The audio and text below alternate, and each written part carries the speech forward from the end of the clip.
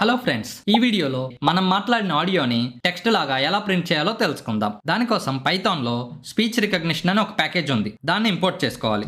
Import speech underscore recognition అని ఇస్తున్నా.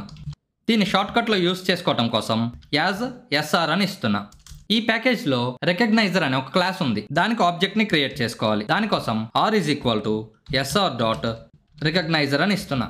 ఇప్పుడు మన కంప్యూటర్లో ఆడియో డివైస్ ఉంటుంది కదా, ఇయర్ ఫోన్స్ కానీ మైక్ కానీ ఇలా ఉంటాయి కదా, దాన్ని ఇన్పుట్ లాగా తీసుకోవాలి. దానికోసం విత్ ఎస్ఆర్ డాట్ మైక్రోఫోన్ అని ఇచ్చి దీన్ని సోర్స్ అనే వేరియబుల్లోకి తీసుకుంటున్నా. ఇప్పుడు ఇక్కడ ఏం జరుగుతుందంటే మన కంప్యూటర్లో డిఫాల్ట్గా ఉండే ఆడియో డివైస్ అనేది సోర్స్ అనే వేరియబుల్లోకి వస్తుంది. ఇక్కడ ప్రింట్ అని ఇచ్చి సే సంథింగ్ అని ఇస్తున్నా.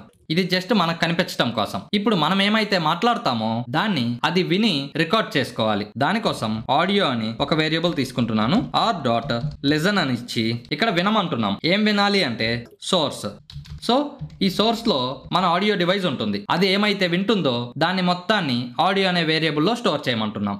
ఇప్పుడు ప్రింట్ అని ఇచ్చి R dot recognize underscore Google అనే ఒక ఫంక్షన్ ఉంది. ఈ ఫంక్షన్ ఈ ప్యాకేజ్లో ఉందన్నమాట. ఇదేం చేస్తుందంటే గూగుల్ వాళ్ళది స్పీచ్ రికగ్నిషన్ ఏపీఐ ఒకటి ఉంది. దానికి కనెక్ట్ అయ్యి హ్యాపీగా మనం మాట్లాడిన దాన్ని టెక్స్ట్లో కన్వర్ట్ చేస్తుంది. సో దీంట్లో మనం మాట్లాడిన ఆడియోని ఇవ్వాలి. ఇప్పుడు అవుట్పుట్ చూద్దాం. Hi Python, how are you? చూడండి, నేనేమైతే మాట్లాడానో అది ప్రింట్ అయింది. ఇంగ్లీష్లోనే కాదు, మీకు తెలుగులో కావాలన్నా కూడా మాట్లాడొచ్చు. ఇక్కడ చూద్దాం. ఆడియో అని ఉంది కదా, దీని పక్కన లాంగ్వేజ్ అనేది ఉంది. ఈజ్ ఈక్వల్ టు తెలుగులో మాట్లాడటం కోసం TE-IN అనేది ఉందన్నమాట కోడ్. హిందీలో మాట్లాడాలి అనుకుంటే ఇక్కడ HI అని ఇవ్వండి. ఓకే, ప్రస్తుతం నేను TE అని ఇస్తున్నా. ఇప్పుడు అవుట్పుట్ చూద్దాం. హాయ్ పైథాన్, ఎలా ఉన్నావు? చూడండి, మనం మాట్లాడింది తెలుగులో వచ్చేసింది.